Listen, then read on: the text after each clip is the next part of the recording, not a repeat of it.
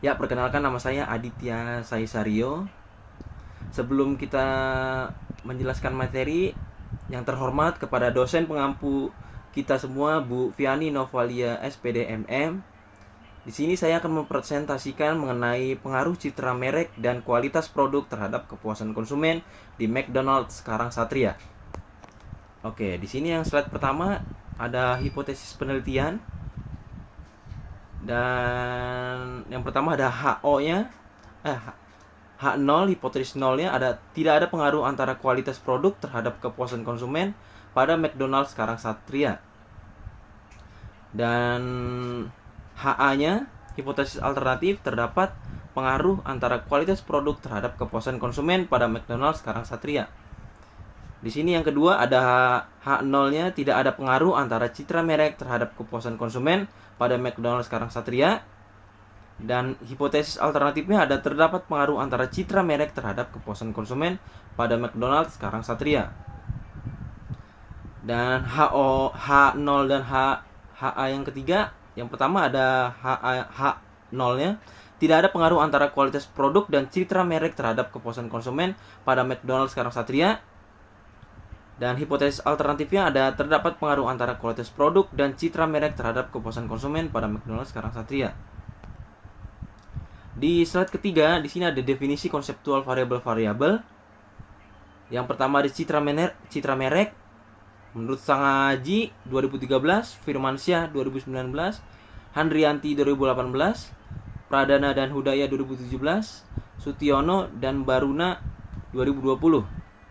Di kualitas produknya atau H2-nya ada menurut Asauri 2018, Eli Arinawati 2021, Kotler dan Keller 2017, Rusmawan 2018, dan Rosidi 2020. Di kepuasan konsumennya ada menurut Fatihudin dan Anang Firmansyah 2019, Widya Ninggar 2015, Daryanto dan Ismanto Setiabudi 2014, Sangaji 2013, Ciptono dan Chandra 2014. Di slide berikutnya ada kisi-kisi instrumen.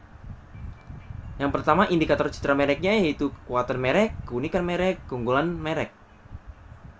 Dan di X2-nya indikator kualitas produk ada bentuk, fitur, kinerja, kesan, kualitas, ketahanan, keandalan, kemudahan, perbaikan, gaya, desain. Dan yang ketiga indikator kepuasan konsumen ada citra rasa,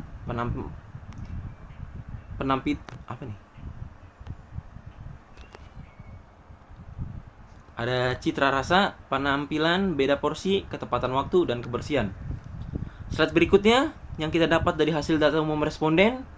Di sini yang kita dapat perempuan berjumlah 58 orang dengan persentase 53,2%, laki-laki 51 dengan persentase 46,8%. Jadi total semua respondennya ada 109. Dan usia responden dari usia 13 sampai 18 tahun jumlahnya ada 5 dengan persentase 4,6%. Usia 19 sampai 25 berjumlah 90 dengan persentase 82,6%. Dan juga usia 26 sampai 35 tahun berjumlah 12 dengan persentase 11%. 36 sampai 45 tahun berjumlah 2 orang dengan persentase 1,8%. Dan usia lebih dari 45 berjumlah 0. Total responden 109. Di sini ada pendidikan. Jenjang SMP ada 4 orang dengan persentase 3,7%. SMA atau SMK berjumlah 72 orang dengan persentase 66,1%. D3 dengan berjumlah 5 orang, persentase 4,6%. Dan pendidikan jenjang S1, S2 atau S3 berjumlah 28 orang dengan persentase 25,7%. Di slide berikutnya yang kita dapat PNS dengan berjumlah 3 orang dengan persentase 2,8%. Pegawai swasta 28 orang dengan persentase 25,7%. Wira swasta berjumlah 11 orang dengan persentase 10,1%. Pelajar atau mahasiswa berjumlah 65 orang dengan persentase 59,6%. Ibu rumah tangga berjumlah 2 orang dengan persentase 1,8%. Dan domisili responden di sini ada Kabupaten atau Kota Bekasi dengan jumlah 84 orang, persentase 77,1%. Di luar kabupaten atau kota Bekasi yang kita dapat 25 orang dengan persentase 22,9%. Dan slide berikutnya hasil uji statistika deskriptif. Dari tabel berikut, statistik deskriptif berfungsi untuk mendeskripsikan atau memberi gambaran terhadap objek yang diteliti melalui data sampel atau populasi. Di next slide berikutnya ada hasil uji validitas.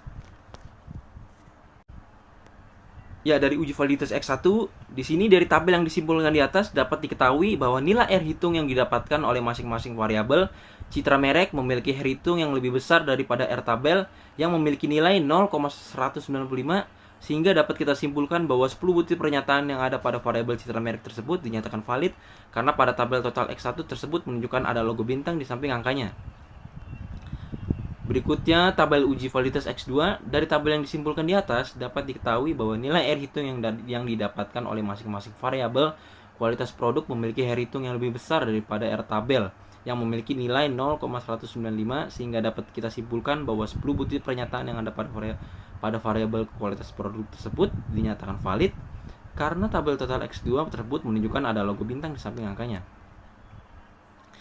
Dan tabel validitas yang Y, dari tabel yang disimpulkan di atas dapat diketahui bahwa nilai R hitung yang didapatkan oleh masing-masing variabel kepuasan konsumen memiliki R hitung yang lebih besar daripada R tabel yang memiliki nilai 0,195, sehingga dapat kita simpulkan bahwa 10 butir pernyataan yang ada pada variabel kualitas produk tersebut dinyatakan valid karena pada tabel total Y tersebut menunjukkan ada logo bintang di samping angkanya. Di next slide berikutnya ada hasil uji reliabilitas. Dari tabel yang disimpulkan di atas menunjukkan bahwa nilai Creutzfeldt alpha atas variabel citra merek sebesar 0,896, kualitas produk sebesar 0,905, dan kepuasan konsumen sebesar 0,921. Dengan ini dapat disimpulkan bahwa pernyataan dalam kuesioner ini normal karena memiliki nilai lebih dari 0,5.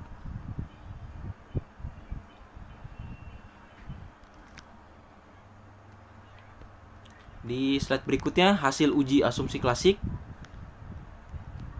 Dari tabel yang disimpulkan di atas, hasil tersebut menggunakan uji non-parametrik. Dapat dilihat bahwa nilai tersebut sebesar 0,346, lebih besar dari 0,05.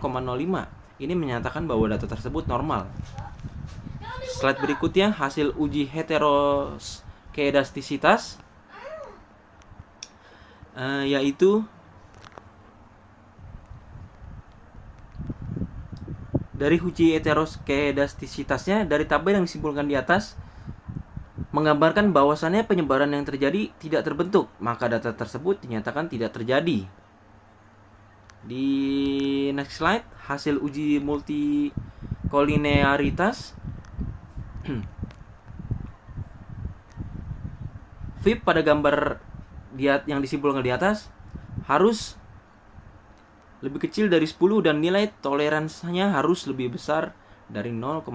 Maka diketahui bahwa nilai VIP pada variabel citra merek dan kualitas produk adalah 5,339 lebih kecil dari 10 dan nilai toleransinya adalah 0,187 lebih besar dari 0,1.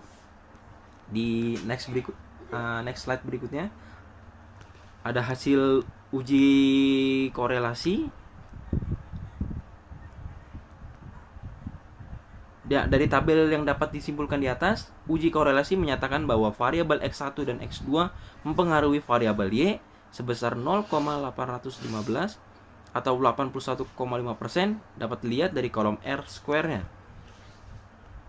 Next slide, hasil uji regresi linear tunggal ya. Dari tabel yang di atas membandingkan nilai T hitung lebih besar dari T tabel dan nilai sig-nya lebih kecil dari 0,05. Di sini kita lihat T tabelnya sebagai berikut.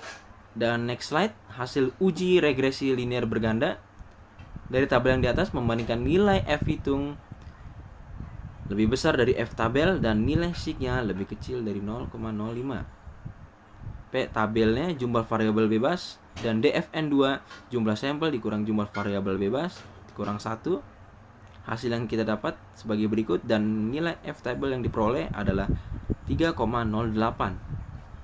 Jadi dari tabel di atas, nilai F hitung X1 dan X2 terdapat Y sama dengan 233,808 atau lebih besar dari 3,08, atau bisa juga terpengaruh, dan sig-nya 0,000 lebih kecil dari 0,05 atau tersignifikan. Ya, sekian dari presentasi kami. Kurang lebihnya mohon maaf. Sekian dan terima kasih.